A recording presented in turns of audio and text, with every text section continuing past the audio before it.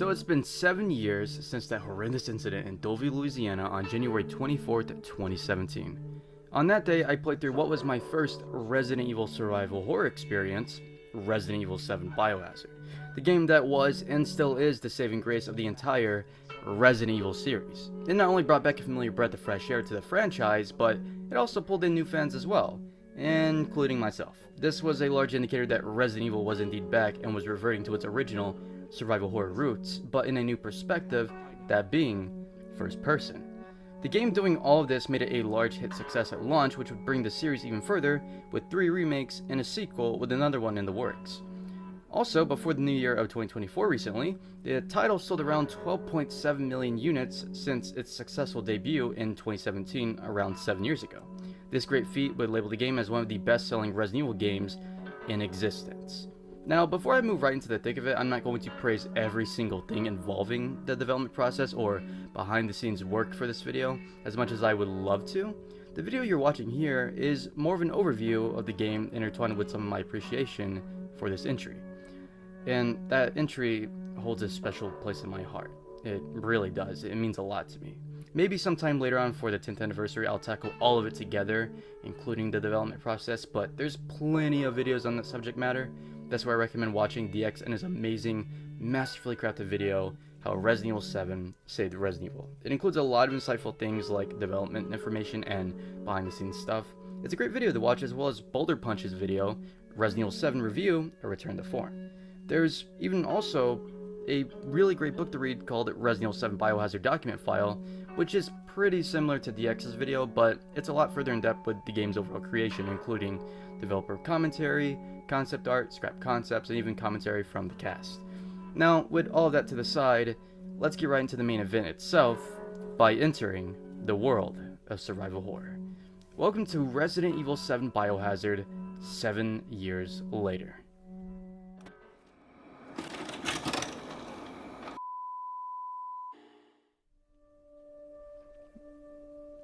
Before 2016, I never really was a Resident Evil fan, nor was I interested in Resident Evil at all. It never really was that interesting to me for a variety of reasons, but because of Resident Evil 7 Biohazard, it allowed me to step into the series, making Resident Evil my secondary favorite video game series of all time. Where's everyone going? Bingo?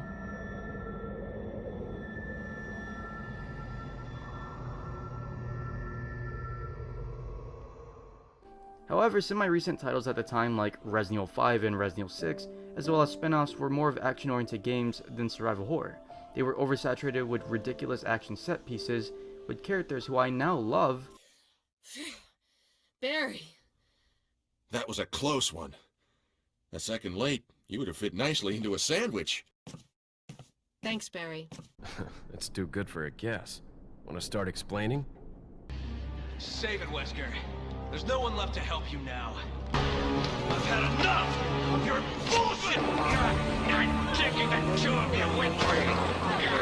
Like have you, But at the time felt more like action heroes than anything, which did not really help with my already lack of interest towards the series. I mean, setting aside characters, look at Resident Evil Remake and Resident Evil 6.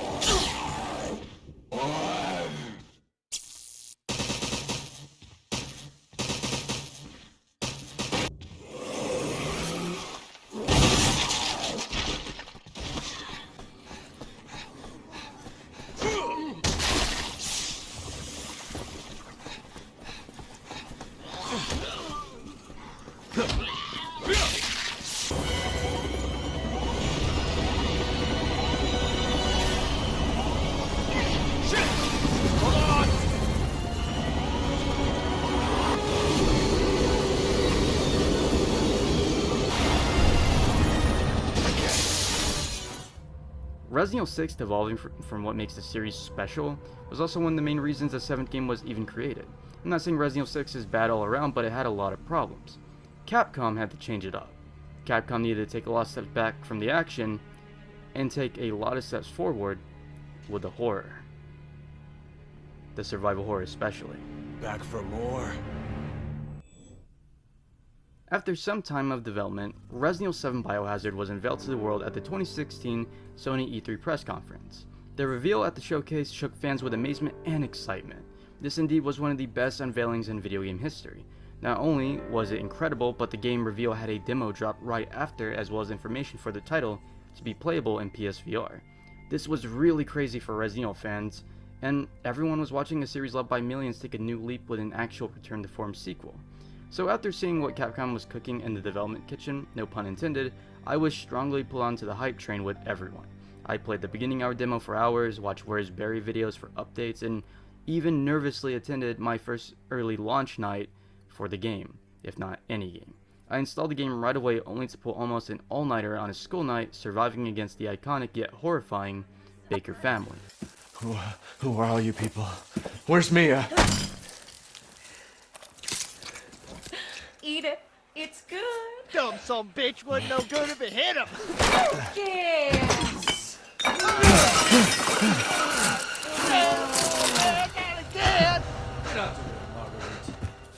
I was very much in love with what I was playing, and I still love playing it. The opening hour, the atmosphere, the sound design, the enemies, the gameplay, all of it was molding together almost perfectly. If Resident Evil 4 was the big step forward for Resident Evil, while revolutionizing the third-person shooter genre, Resident Evil 7 Biohazard is the God of War 2018 of the series. Both brought the series back in a new direction in the form of a soft reboot sequel, staying familiar in a fresh new direction, which is quite the engaging experience as well. Post Resident Evil 7 Biohazard, I went on to explore more story surrounding this survival horror universe. Only after Resident Evil 2 Remake in 2019 was the moment I was head over heels, eagerly excited to play the next entry, whether it was a sequel or a remake.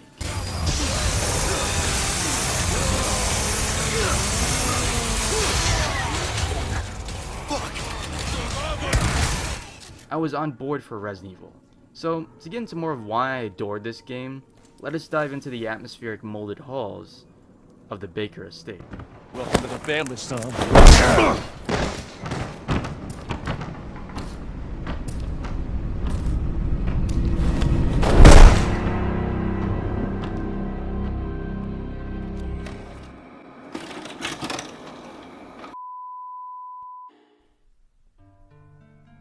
The setting of Resident Evil 7 Biohazard is really one of a kind. Louisiana was definitely not on my bingo card of settings for a Resident Evil game, but whoever considered it, good job.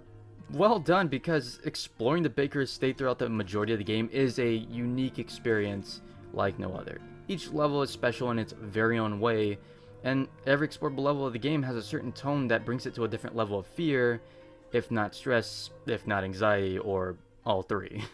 The hallways in the farmhouse brimming with PT vibes, the rooms similar to the atmospheric classic originals, and I mean, I could go on for an hour or so about the level of atmospheric detail put into the game, but I think that'd be a heck of a video. The very Spencer Mansion inspired main house, the barely lit broken down old house, and the very eerie barn section and so on and so forth, all of them are really well made.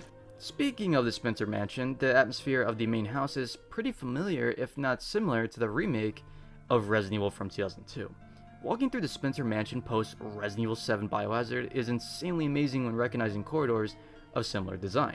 The main hall in the main house being a reflection of the Spencer Mansion's main hall to an extent, corridors to the west side of the mansion looking vastly close to the large hallway in the main house. Even the cabin in the woods in Remake has large similarities to some exteriors in the 7th game. It's absolutely incredible of how much they pulled into the 7th installment in terms of inspiration, especially being a return to form sequel. Not only does the main house strike a resemblance to the Spencer Mansion itself, but the old house as well as the greenhouse resembles a lot of the residential part of the remake itself.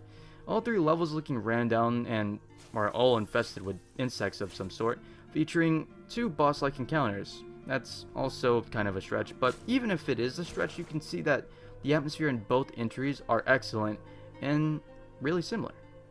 Resident Evil 7 Biohazard, on the other hand, is much more horrifying in my own opinion, at least in terms of atmosphere.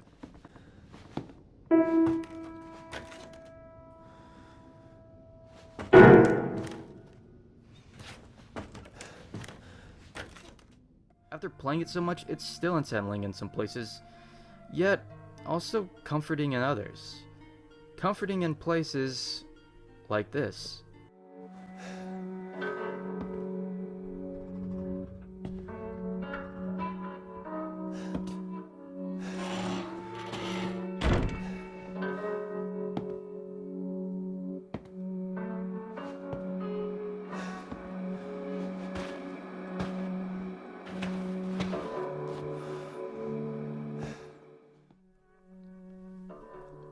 Like every other survival horror entry, the save room accompanied by their themes are exceptional.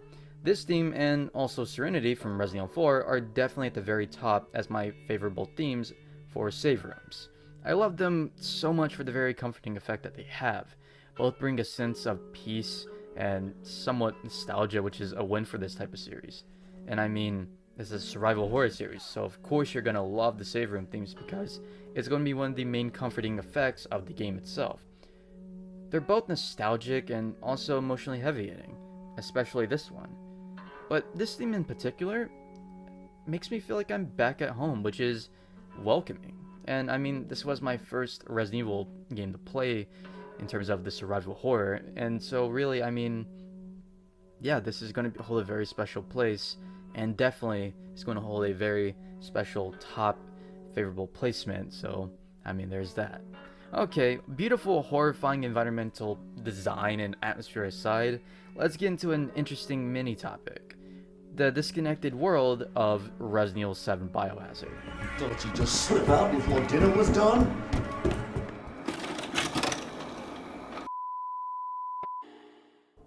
Playing through the story of Resident Evil VII Biohazard is an insane one, yet an interesting one too. After playing many entries afterwards, it's crazy to believe that this was a story to coexist in the world where Jill Valentine fought the iconic infamous bioweapon Nemesis in Raccoon City. A world where Leon S. Kennedy fought against a Plaga-infected cult in Spain with roundhouse kicks and suplexes to save the president's daughter. A universe where Chris Redfield punched a boulder with sheer willpower while fighting Wesker in a volcano.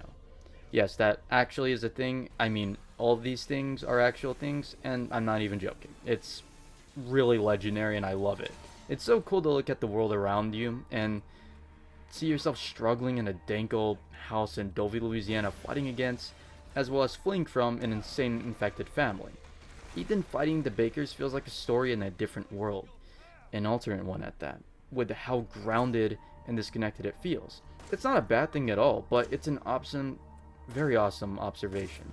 Each game really has an identity of its own while sharing similar traits. Resident Evil 7 Biohazard, on the other hand, feels vastly disconnected in some ways, and also very similar in some others. Especially when you see those connections to the same universe get either referenced in a document or take place within an actual in-game event. It's really dope.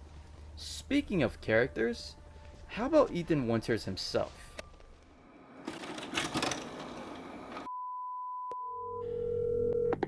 Hello? Hey, it's Ethan. Ethan Winters is quite the mixed bag for the community. You either love or hate this man, but for me, I actually love him. I know he's supposed to be the protagonist of the self-insert type, though I did connect with our protagonist due to us both going through the Baker farm together in our first Resident Evil adventure for the first time. We were trying to survive the nightmare, and it worked in my opinion. Now I know he's kind of lacking in character with minimal dialogue here and there, but he's not fully lacking in personality. It's just scattered around in scripted moments sometimes. Hell of a girl. You're not listening to me. There are crazy people in this house trying to fucking kill me. Now, do you want to see my name in the obituaries? Or do you want to be a hero and save my life? A fucking pocket knife? Ooh. Not even. Do me a favor and stay dead. No more bullshit, Mia. I want some answers. I know. Fuck, fuck, fuck, fuck. What the fuck? Well, that's special. Fucking stay dead, okay? It's for you to take a peek inside the fridge in the trailer there. Fuck you. Fuck you too. All you gotta do is light the candle and put it on the cake. Kiss my ass. The fuck do you want? You? Dead? Guess that's not in the cards. Not yet. Lucky me. This is getting old, Jack! Now, I've seen everything. What the fuck? What is that? Okay, you little bitch. Where the fuck are you? I'm not playing. With moments like these, I just can't hate this dude. I can't hate him. I can't hate Ethan. I find him sort of relatable to an extent, but more so in Village, where Capcom actually listened to the criticism. Still, people hate on him, unfortunately, because now he talks too much or asks too many questions in a world where everyone is vague or speaking in riddles. I mean, he's fighting lichens and ghouls looking for his daughter in the middle of some snowy Romanian mountains. And in this game, he's in the bayou of Dovey, Louisiana. I mean, he's fighting against a borderline immortal family group who wants to welcome him to the family and also at the same time kill him. Or at least try to. Give him a break. He's not the worst protagonist to exist. He's not even close to being the worst protagonist to exist. He's a man who cares about his loved ones and will go through the risk of losing his life and limbs literally to save them. As far as I'm concerned, he may not be the most iconic hero, especially in the gallery of iconic heroes we knew from the beginning, but Ethan Winters is a damn badass, and actually iconic in my perspective. Universe's best husband and father. And I would even say, move over, Barry, because you have some competition. Now, sliding Ethan to the side, let's get more into the game itself, starting with any video game's most important element, the gameplay.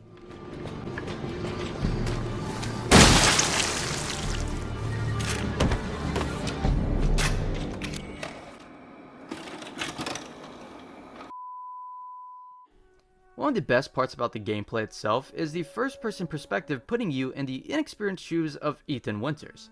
The direction to bring you back down from an action hero to a new protagonist with no experience whatsoever is amazing in execution. The developers really aim for making the player feel more vulnerable than recent titles. This is very similar to classic titles where the characters were not exactly professionals in the bioweapon termination field, who were actually instead struggling to an extent. Maybe it's quite natural under these circumstances. It's not really our standard operation. Jill, our first priority is to get out of here. I agree.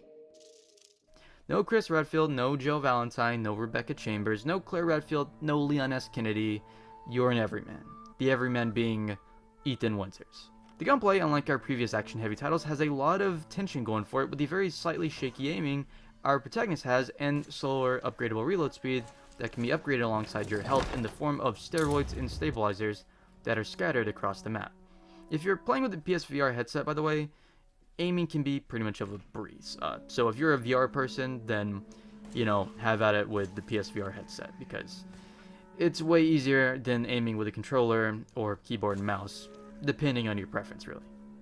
In this title, you do have familiar, if not classic, Resident Evil features like the 180 quick turn, as well as being able to dodge attacks, but with crouching or ducking instead of sidestepping. So, duck if you want to live.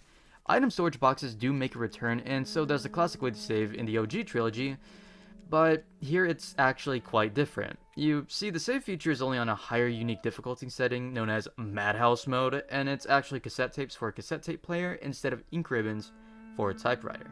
For anyone unaware of how classic save states work, then here's a simple explanation. In classics, if you did not have an ink ribbon on you, then the tension was very high.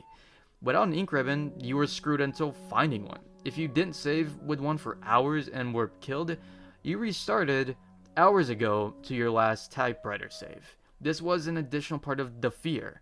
No autosaves, manual saves only. Overall, I still think it's pretty cool to see this return in a modern way, especially with Resident Evil 2 Remake's hardcore difficulty setting, so that's really neat. The inventory system, unlike the classics, has the ability to be expanded upon as you progress from level to level. My recent experience with the classic Resident Evil Remake from 2002 makes me really appreciate this feature way more. Not that I'm hating on Resident Evil Remake, because that is like literally a 10 out of 10 game.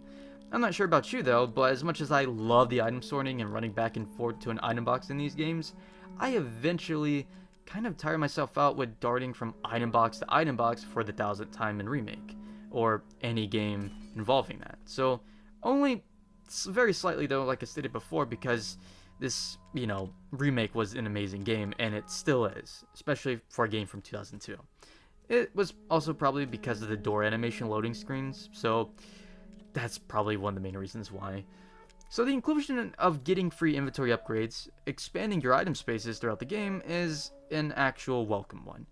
As for crafting in this installment, which isn't entirely new, it receives its own menu for quick access, which can really help you in a lot of situations where you can craft instantly instead of clicking on one item to combine with another. You can now see what you're able to craft instead of sorting. The one intense difference in making the item inventory management better in 7 is the effect of the world going on while you sort, aka in real-time sorting. I love the item sorting, not pausing the game, because it really does enhance the on-the-move decisions that you'll be making with enemy encounters.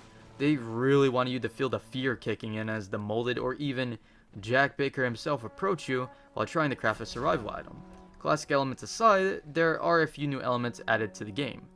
VHS tapes in the game are not only optional levels that will help you explore levels later on as Ethan, but they give you insight on the story and can guide you to rewards, if not your own survival, for those levels that you'll later on traverse through. Guarding is also a new helpful mechanic, specifically in Resident Evil 7 Biohazard and Resident Evil 8 Village. This mechanic gives you the ability to take less damage when attacked, decreasing the need to heal, or watch yourself constantly die over and over and over and over. Guarding will get you out of a lot of situations where your health can be easily dropped to a red danger state, if not a yellow caution state, which really is a good 80% of the time if you ask me. Speaking of taking damage and dying, let's take a look at the enemies you'll be facing on your nightmare-fueled trip into Dovey, Louisiana.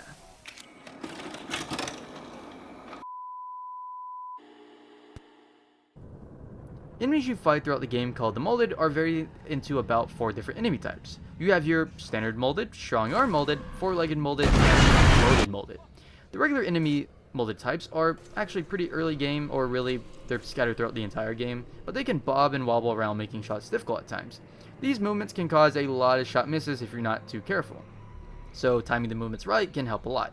Sometimes these molded creatures can throw you to the ground and munch on you, but you're given a short window to shoot or attack them before becoming their moldy snack, so be sure to have at least a fully loaded magazine at the ready, or even a melee weapon. As for the Strong Guard Molded, which is pretty similar to the Standard Molded, especially with the bob and wobbling around, it can hit pretty hard with its Strong Arm, but I believe it has at least slightly less HP, if not the same amount of HP as the Standard Molded. 4-Legged Molded, unlike their humanoid versions, are pretty faster and agile with leaps that hit pretty swiftly, and they're really annoying in my opinion. Their heads, while small, are really squishy but tricky to hit, resulting in sometimes hitting their large 4 legs, if not their entire body, which is pretty much their entire body. Still, aim for their heads. It's the key to one-shotting, if not two-shotting, these fast spider-like creatures. Bloated Molded, however, unlike the 3 previous variants, are heavy hitters that use their acidic projectile vomit to do the work. Their attacks overall can do quite the damage, including headbutting or ramming, and it's pretty aggressive. Sometimes they'll even run towards you, spewing acid fountains from all around their body. Gross, but a couple of shotgun shells or grenade launcher rounds will do the trick, if not the powerful magnum itself. If you do need to conserve your survival items, which you will, simply shut doors in their stupid faces, which is no joke their other weakness. It's rather humorous seeing these creatures struggle to break down doors with being sort of tall and bulky like, but brainless scrawny zombie can break through them just fine. The loading screens even themselves will advise shutting doors on them because the molded are indeed dummies. Their words, not mine, trust me. Not only are the molded dangerous despite being dummies, but so are the bakers, who are not exactly dummies at all.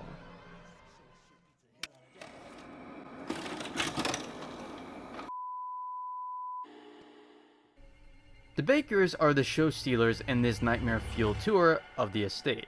After playing Village, Jack Baker is very much the Lady Dimitrescu of the entire game. Jack is a physically brutal foe who wanders the main house and will not stay dead, which sounds pretty familiar to previous stalkers in the OG games. Jack in combat walking around the halls is well equipped with melee weapons, only consisting of 2 garden tools and, well, himself. Jack indeed throws hands or almost any limb on him really. It's best to run from him, and I mean, attacking him is pretty much kind of useless because he's practically an indestructible powerhouse, although you can down him like previous Stalker types such as Mr. X and or Nemesis, but it's not really worth the bullets unless you need more time when he's around to execute important objectives.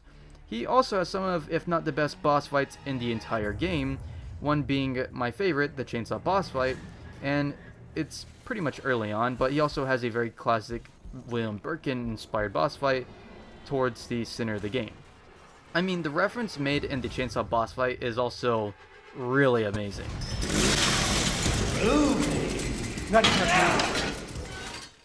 Marguerite over in her respective level is a pesky one, if not, you know, kind of annoying to deal with at times. And she can summon insect swarms to chip away at your health, if not downright kill you, which is part of the very infuriating factor when dealing with her.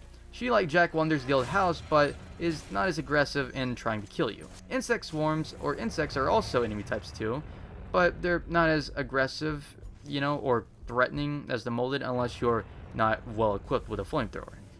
Marguerite can, however, be dealt with or removed from her daily routine of wandering the halls of the old house by dealing enough damage to her. Although stealth is an option in both scenarios involving Jack and Marguerite, so there's that. She, in the boss fight category though, has the hardest and grossest fight out of everyone. It's really the most horrifying fight in the entire series, I think, if you ask me. A bit of advice here though, do not eat when her boss form is on screen, whether you're playing or watching. It's not for eating, you know, enjoyment. It's really not. Now for the third threat in the family, Lucas, who is actually the worst in terms of character in a good love-to-hate way. Lucas is a super sadistic version of Jigsaw, who believes killing is actually not distasteful. In the game, he utilizes his intelligence to set up traps and elaborate games of all sorts. He sets up tripwires and explosive crates, which are tricky if you're not paying attention to your environment while exploring the barn and mine section.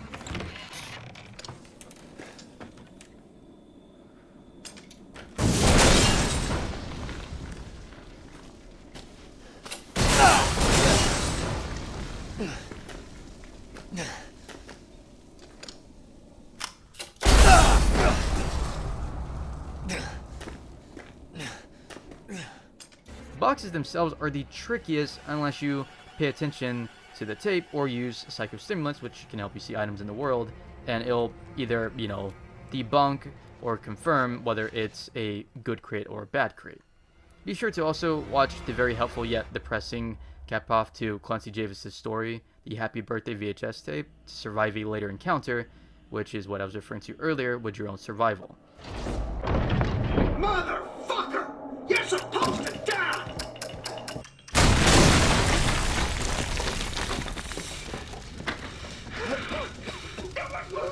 You, goddammit! Now, there happens to be another baker who's not exactly hostile, and she goes by the name of Zoe. She's your guide through this hellish journey, and she will help you through the thick and thins of fighting your family off by directing you from each checkpoint to another. On the topic of going through her entire family fighting them, let me talk a little bit about the story that's actually really great as our last topic for this video.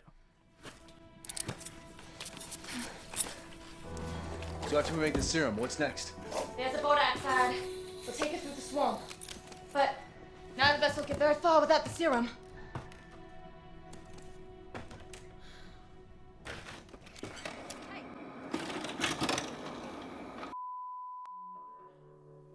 Resident Evil VII Biohazard's story is one of the best emotional, grounded stories in the series, and it's really engaging, especially with that opening hour. But besides that amazing, very gripping, hook-sinking opening hour, I really do believe that one of the best parts about this game is that you're not only surviving a biohazard situation, but you're basically surviving against what is a tragic family, being the Baker family themselves. I really do love the Bakers in their horrifying, twisted versions, and their very sweet, peaceful, sympathy-having versions, if that makes any sense. You know, like because they were this ordinary family that were twisted into these horrifying monstrosities that they never asked to be. And all of this because they were trying to help this help Mia and this girl who they did not know was this bioweapon. They did not know that it was this mind-controlling bioweapon created by this corporation that's pretty much a knockoff Umbrella, known as the Connections. And they didn't know that the woman that they brought in, Mia, was actually a researcher for the Connections. And I mean, they help people only to get hurt and start to hurt others. This family that welcomes others into that family, only to twist them into what they are, if not even worse, being those molded, mutated enemies that you fight in the basement and all around the estate. It's really sad, especially when you read the notes about the family's slow transformation and the notes from the survivors. It can really hit you in the feels at times and make you feel for those situations, like Travis's note and everything else. It's really great. They're pretty much, I would say, even they're kind of like Resident Evil VII Biohazard is the Lisa Trevor storyline if it was if Resident Evil was mainly about Lisa Trevor. You know what I mean? Mainly about her family. Let me just put it like that. Like, that's what this game pretty much is a alternate it is very much an alternative story of Lisa Trevor's family, but instead it's the Baker family. You know, these individuals that were not exactly experimented on, but were unintentionally experimented on. And they're both really tragic figures in the Resident Evil series. And there is a connection with Lisa Trevor's family, being that her father was the one who was the reason why the Spencer Mansion in the first game was even was even constructed to trap and kill its invaders or test subjects, you know. And his family eventually was branched out into this construction company that would actually eventually go on to basically what's the word? I'm sorry. It would alter other like houses and whatnot, including the Baker's estate as well. And I think that's actually pretty cool of a connection. But I think I actually want to talk about Mia for a second, because she gets a lot of hate, and I understand why she gets a lot of hate, because, you know, what happens in this game and in Village. But I actually don't hate her. I really don't hate Mia, because I actually like her as a character. I mean, you can hate her for the stuff that happens, but I think hating her as a character it's kind of mixed. Same thing with the reception of Ethan Winters. I mean, I love that her character is kind of a central she's actually essentially the central character of this entire game. She's literally at the center of it all, with this alternative cover art for the game, where it shows various things that are a part of the game, all surrounding her, if not covering up the top portion of her face, or if not just around her, you know. Like, I actually really love that piece, because Mia is definitely a part of it. She was a researcher for the Connections. She was selected, if not I believe she offered I'm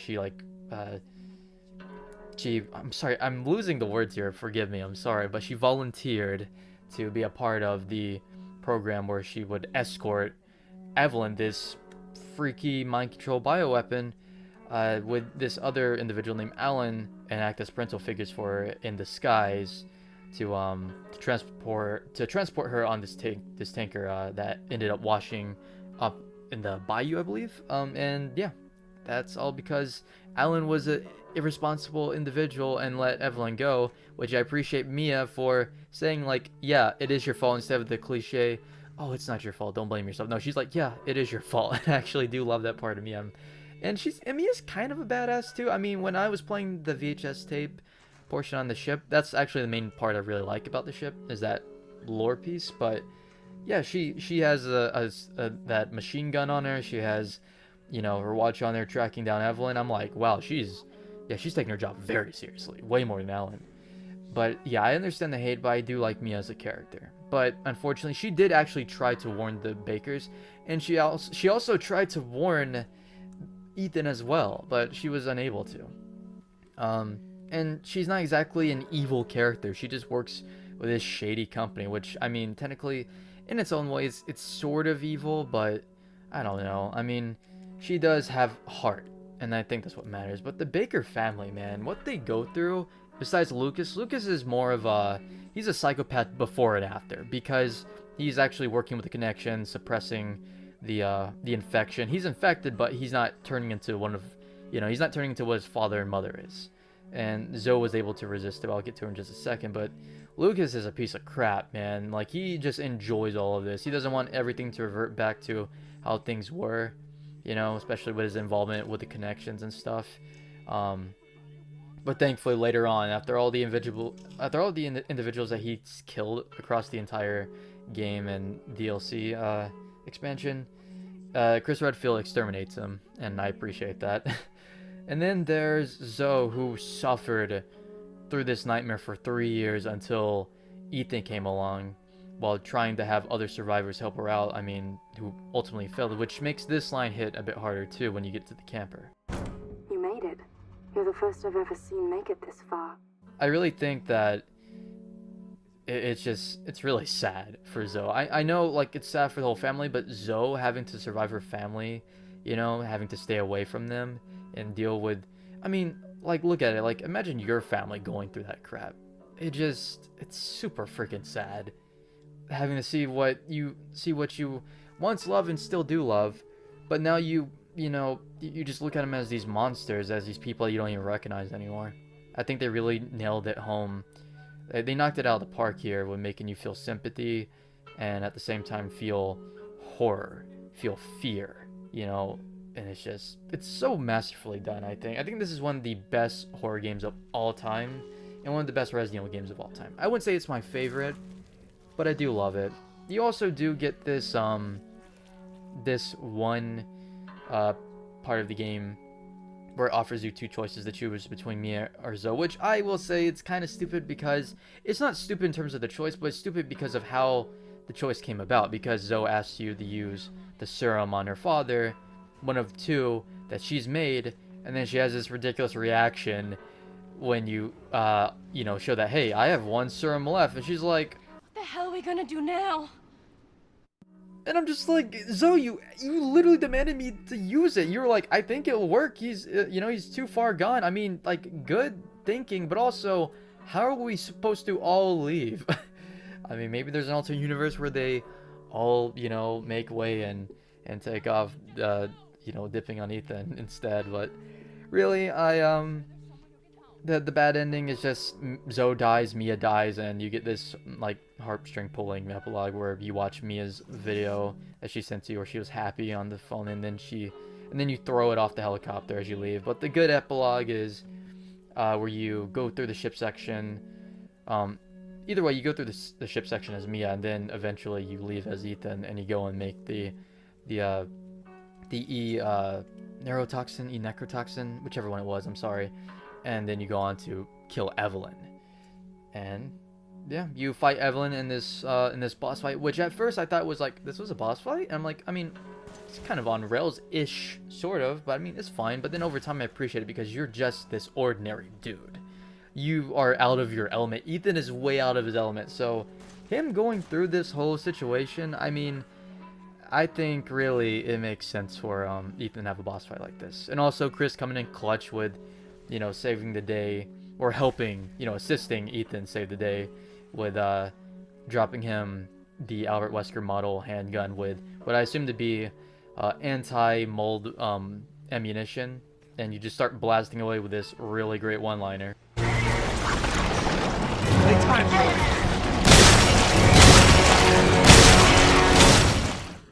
So yeah, I do love how the game concludes. You do get, not Chris Redfield, but Chris Redfield in the mix, which is really cool. Blue Umbrella exists because now Umbrella has decided to turn over a new leaf and be a face of good and not evil. I think that's actually really a really nice change of a really nice change in the series, really, because I want to see this actually go further and see how far how much farther further Blue Umbrella can actually take it, like, in terms of being good. And hopefully Resident Evil 9 will maybe bring them back and a much more heavier aspect, especially with how things are going. But yeah, you do board that helicopter with Mia, who's also saved thanks to Blue Umbrella.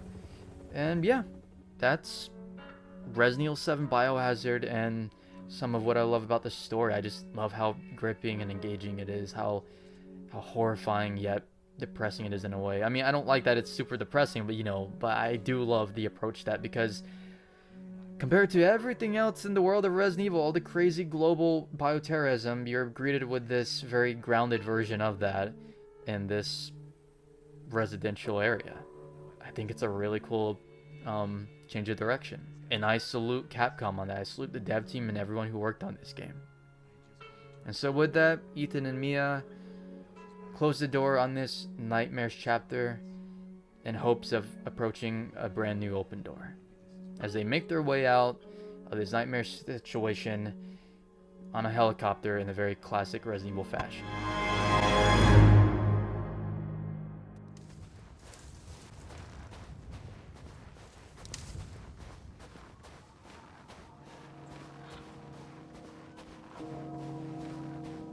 Where the hell am I?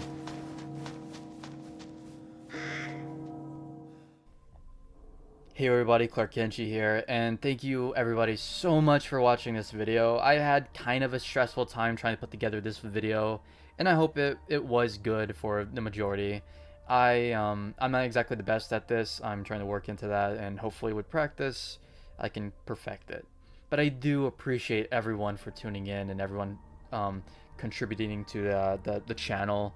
I appreciate so much of that. I mean, going from 10 subscribers in March all the way up to 320 to 20 something subscribers, like 320 subscribers since that, is really meaningful, and it's very amazing. And I thank everybody for, you know, tuning in to my videos, and I hope to make more of Resident Evil and maybe videos on some other games that I really do love, but probably mainly Resident Evil for the time being. I really do miss making Resident Evil videos, and I think this was probably a better way to start that off for the year. And so thank you so much. And I also would like to thank Capcom and the dev team who worked on this game, putting their blood, sweat, and tears into it all. It's definitely one of my favorite horror games of all time, and one of my favorite Resident Evil games of all time. It means a lot to me. It's very nostalgic, it's very hard-hitting, it's very horrifying.